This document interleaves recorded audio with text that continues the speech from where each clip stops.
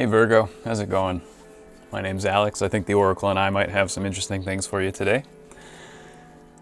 Before I turned on the camera, I was meditating, getting into your vibe, and I saw something that was pretty cool. I don't fully understand it, so hopefully it will have some significance for you, but it was a perfect circle, just like in the middle of space. It was kind of like a black, maybe a starry background. It's kind of hard to see, but just this circle, and it had like light, blue streaks of light leaking out of it, and this circle was like faced or plugged up with a big silver coin, and it looked like some type of monetary coin. I couldn't see the details because the coin popped out of that circle really quickly, but it looked like there might have been like an embossed image on the coin. I don't know if it was someone's profile, like on a coin you'd see with like some royalty's face on it or whatever. But it popped out, and it was like a portal, like a window into another world. And there was this really beautiful mountain scene with like this very colorful sky and like this flowery, grassy field with like brightly colored flowers and nice green grass, and some birds were flying by, and there's like river water maybe, or ocean water or something spilling out of the portal like into space. It looked cool. It was like I don't know, some type of modern psychedelic painting or artwork that you might see. Like, do you remember Lisa Frank folders and trappers from the 90s? I don't know if you went to middle school in the 90s like I did, but it looked a little bit like some type of Lisa Frank thing going on. Not sure what it means, but I wanted to go into that world. I wanted to see it, see what it was like, and so I like moved toward this portal, and I was stopped by, it was like an invisible wall. I couldn't get inside, and then it was made clear to me that this place is just for you, Virgo. It's not for me, it's not for anybody else. This is like this magical, beautiful landscape, this world in this portal was meant just for you. I don't know. Kind of cool. I'm a little jealous if I'm not gonna lie. But then I pulled an itching hexagram for you, and I got hexagram 25, Wu Wong, or without falsehood, with a changing line there. That fifth line, fifth from the bottom, changes to eradicating. Now yesterday, Taurus got eradicating for their sign, so maybe there's some Taurian energy in your life right now that you want to look into or pay attention to. Maybe there's something in that last Taurus video from yesterday that you might be interested in. I don't know. But yeah, without falsehood, changing to eradicating. And here we have an image of heaven above thunder. Those are the two elements that make up this symbol. Heaven above, thunder below. So this is like the proclamation of heaven, right? Like heaven thundering down onto the earth and just announcing itself, announcing its virtues and its power, right? You know, this is, the virtues of heaven are things like honesty, sincerity, you know, truthfulness, humility and modesty, and uprightness and strength. And, you know, these are all these heavenly virtues, and thunder under heaven is like proclaiming these virtues, that you're living by these virtues, and it's very, very good. Like the Judgment Tarot card came to mind when I pulled this. I think of, you know, I think it's the Archangel Raphael. Is it Raphael in the Judgment card? Maybe Gabriel? Oh boy, mind is drawing a blank on that. But anyway, it's that proclamation from the heavens that awakens and brings life to the earth and all the beings of the earth. And you are acting in integrity and honesty with what it is that you're doing, and because of this truthfulness, like you realize that at this moment in your life, divine law is much more important than man's laws. Now, I'm not suggesting you go out and break any laws. That's not what I'm saying here. But you see the higher order of things because you've been acting in accordance with the higher order of things. Whether you've realized it or not, all of your actions recently have been in line with the will of heaven. And you've been like going with that flow. And your life has been ordered by these higher order laws, these laws that are higher than these laws of humanity. And you kind of see where culture comes from, society comes from, where these lower laws come from. You see how they're influenced and created by the higher laws. At least when our man-made laws and customs are in their best state, and they're good laws and good customs, you see how those things are ordered by these higher laws and reflect these higher laws. And you've been that reflection. You've been living that reflection. Like, your actions and thoughts have been a very, very good reflection of the higher laws. Now, part of Wu Wang, meaning without falsehood, that sound, it's a homonym. It sounds the same with another word in Chinese that's spelled differently, but it has the same sound, which means without anticipation, which is, essentially means to act without expectation or thinking about things. There's a quote, "Do not count on the harvest while plowing."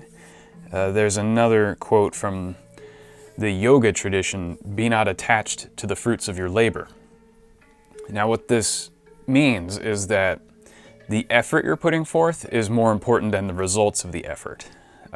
The way you work, the way you're doing something is more important than the end goal. You're setting an example of how to do something properly.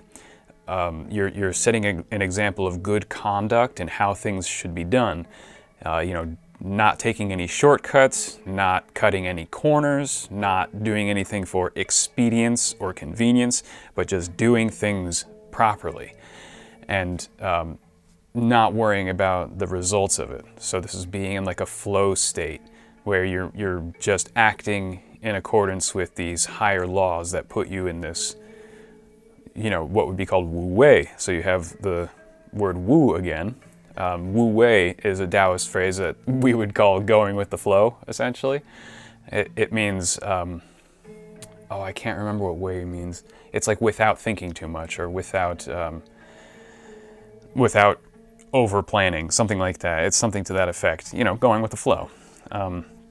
So there's this idea that you've cultivated the ability to go with the flow properly in accordance with the will of heaven. Some maybe spiritual discipline you've been working on, or some sort of shadow work, or maybe psychological therapy or something you've been going through is like just paying off. And it's like such a good foundation for your actions and moving into the future. So like whatever it is you've been doing, Virgo, it's like, oof, like nicely done. And so you have that changing line, right, at the 5th place. And that's like, that really is that satyagraha, as Gandhi would call it, that holding to the truth, that the truth is the goal. Acting with the truth is the goal. Like, not being attached to the fruits of the labor or the goal itself, because the process of living in the truth is truly what the most important thing is. And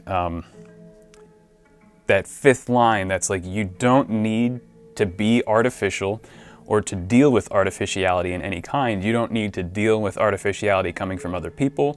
You don't need to take artificial advice or give artificial advice. You don't need to be superficial. You don't need to contrive any solutions to anything, because your truthfulness and the way you act in that truthfulness is going to carry you through whatever sort of contentious situation you may have recently been in. And this hexagram here basically comes from the hexagram for contention. Now, these two bottom lines, if those were switched, like let's say the bottom line was broken and the second line was solid, you would have the hexagram for contention. And in contention, those lines are in the wrong places. But here, when those two lines are switched and it becomes this, those lines are in their correct places. So what that tells me is that there's a contentious situation that you've solved simply by being who you are, acting in perfect harmony and truthfulness with the will of heaven. So like, you don't need artificiality the same way a healthy person doesn't need medicine. Like, does that make sense? Like, if you're healthy, you don't need contrivances to improve yourself because you're healthy. So like when you act in truthfulness and without falsehood and according to the will of heaven, these higher laws, you don't need artificiality. You don't need any of these customary contrivances or false politenesses or political correctnesses or any of these social things that we use to smooth over situations. You don't need them. The situation is going to be smooth, is smooth just because of who you are. So yeah, there's no need for social smoothness because like you are smoothness incarnate right now, if you catch my meaning. So let's pull some cards for you and develop this further. We're gonna spin a coin. It's gonna point at one of these 24 symbols, which represents an aspect of reality or an aspect of life that the Oracle will want us to pay attention to. We'll discuss that aspect and pull some cards on it and develop this reading even further. So Oracle, what does Virgo need to know?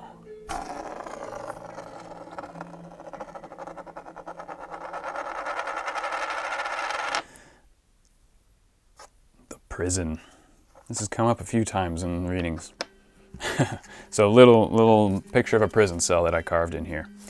The prison, huh? Now this represents prisons of our own making, perhaps prisons of society's making that we've been placed in, perhaps literal prison. I hope not. If you're watching this from prison, I'm sorry. Good chance to get into your meditation and look within though. You can find freedom in a prison cell. It is possible. You can find peace in the middle of a battlefield if you have the right mind for it. You know, without rain, there is no growth, right? Sometimes we go through a contentious or difficult situation and then realize, like, you know, in retrospect, that was actually pretty good. I'm actually pretty grateful for that experience. So maybe you're dealing with a difficult situation right now, some stuck energy or contention that's not quite over yet. So let's see. What does Virgo need to know about the prison without falsehood? That crazy, beautiful portal to your happy place that only is for you. It's this one. Strength. Card number 8.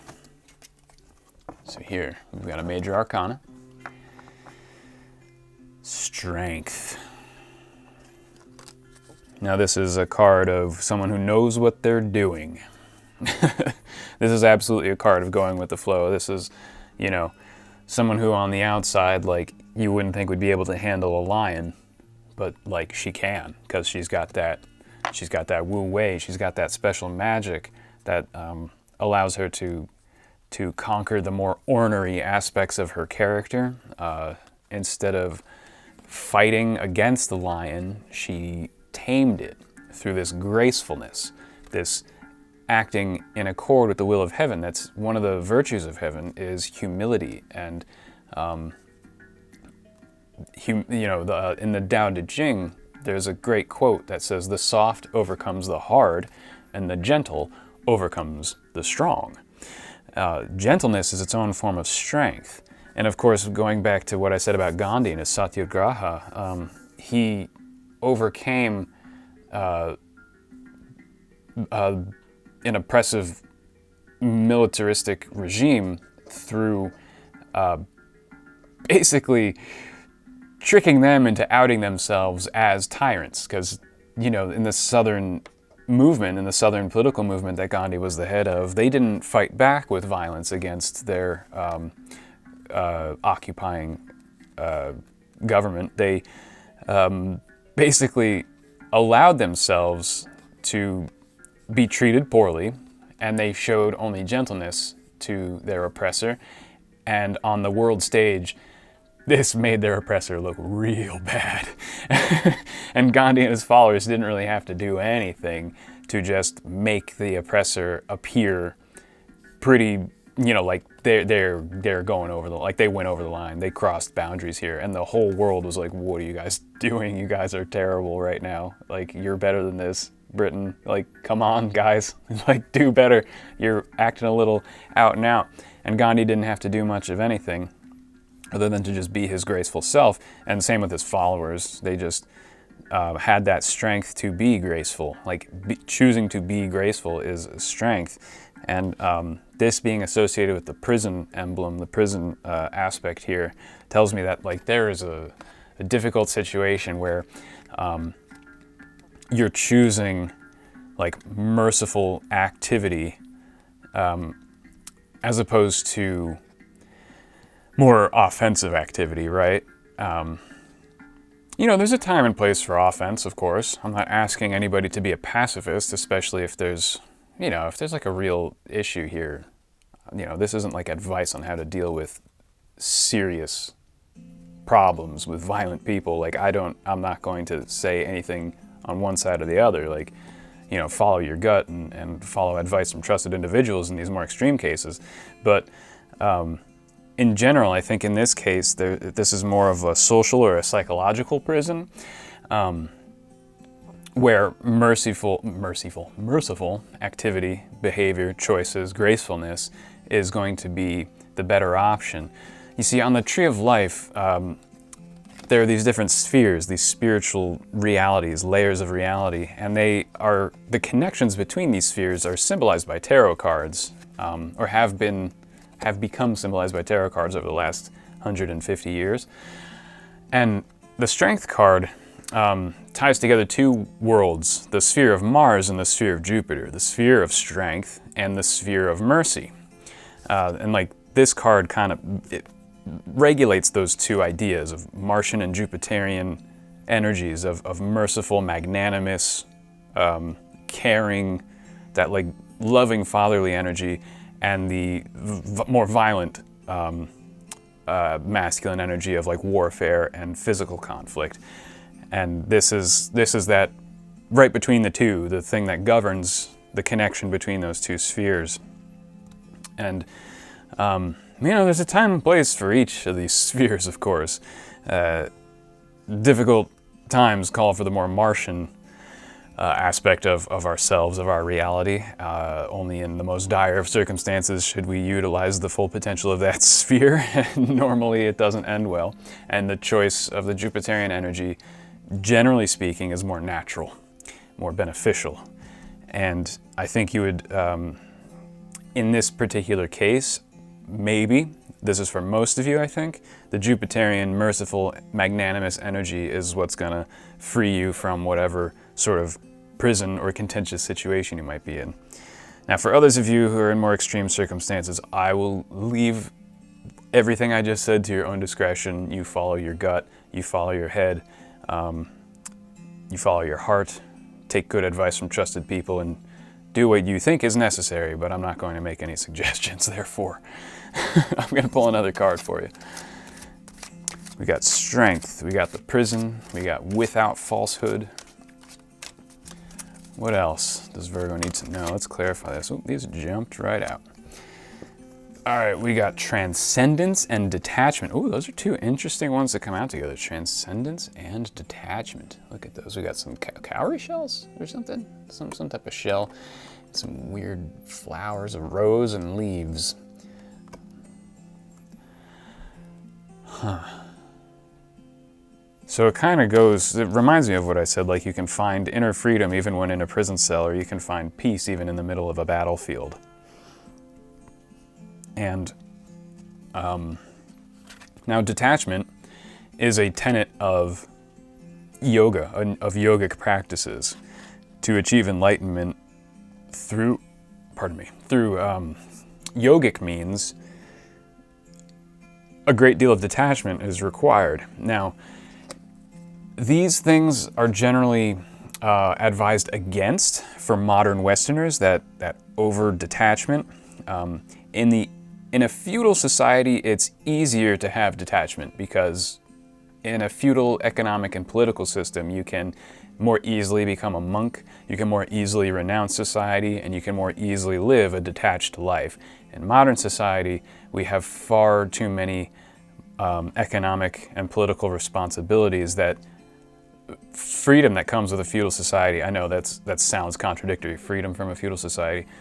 As bad as feudal societies may have been in many cases, and in many aspects, there was a sense of freedom as well, because things may have been more difficult, but they were simpler, and life choices were easier to make without all these economic and financial necessities that we have around us today. So you could be feeling that you want detachment, but you can't get it because of our modern world is just so totalitarian in every aspect. We have like no financial freedom, especially in the Western world.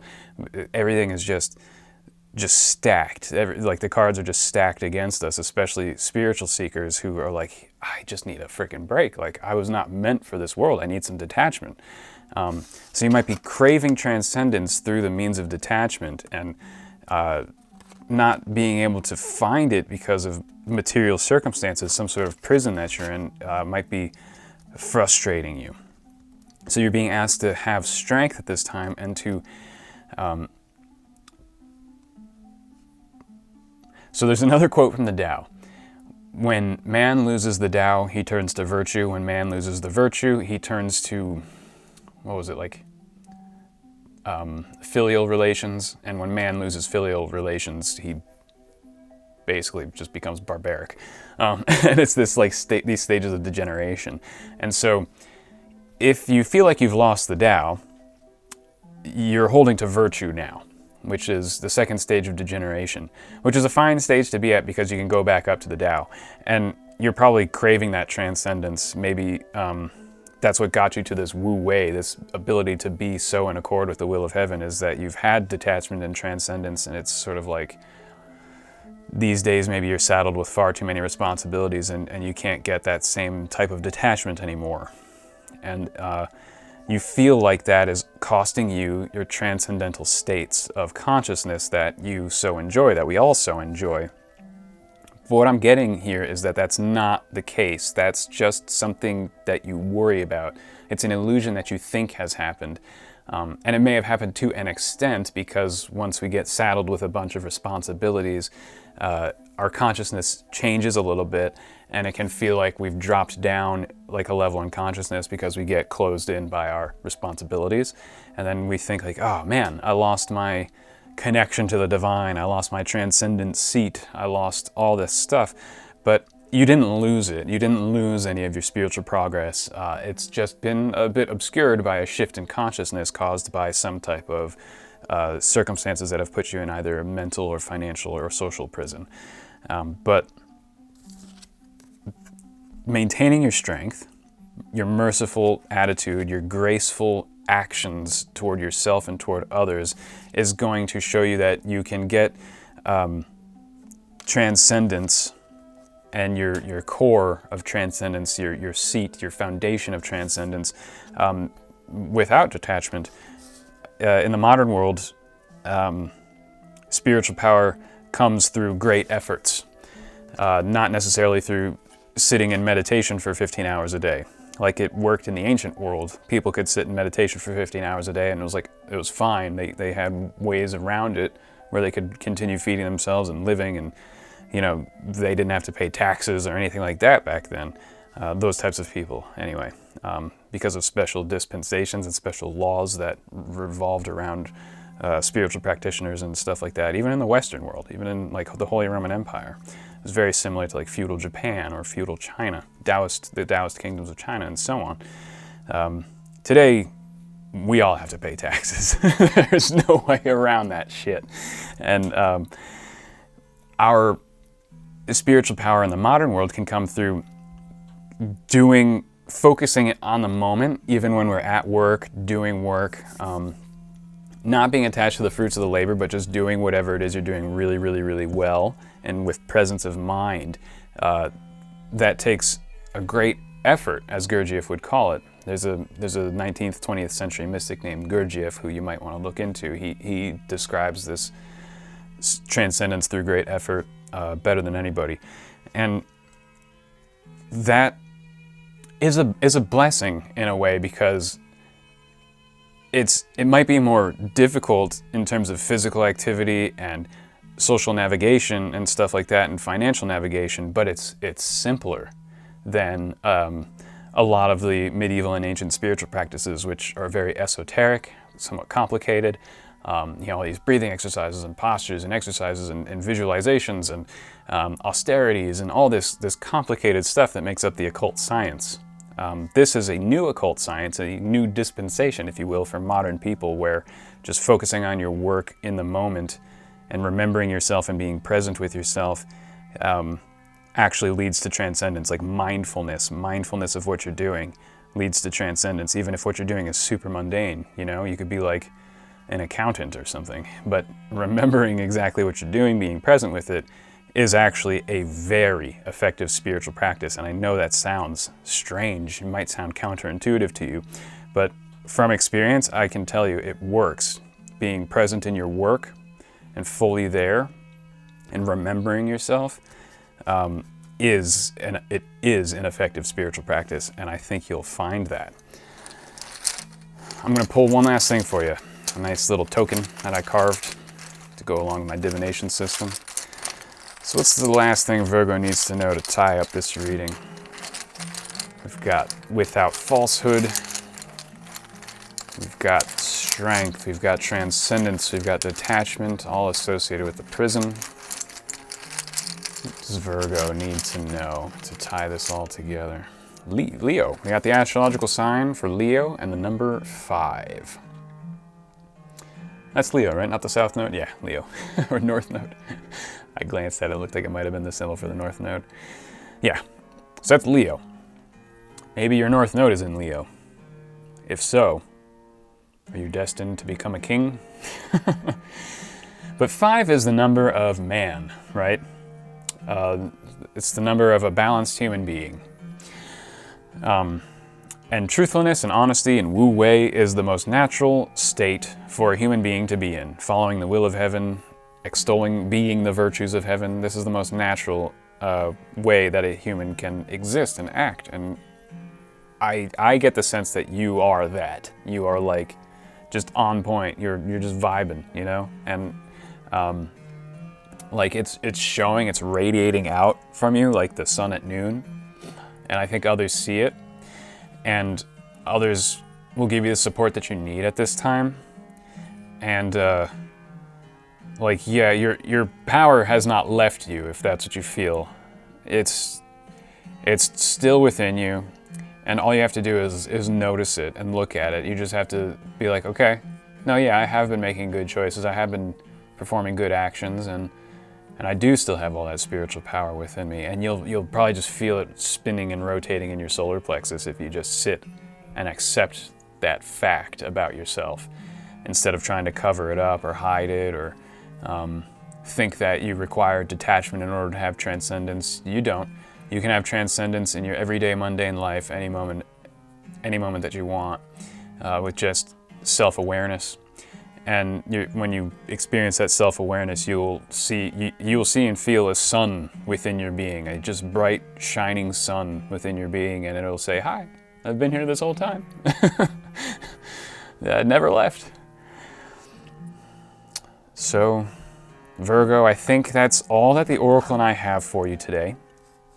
Thank you so much for stopping by and hanging out with me. I always appreciate it. I hope this was at least somewhat entertaining for you. Maybe inspiring, that'd be nice. And I wish you all the best, and I'll see you next time.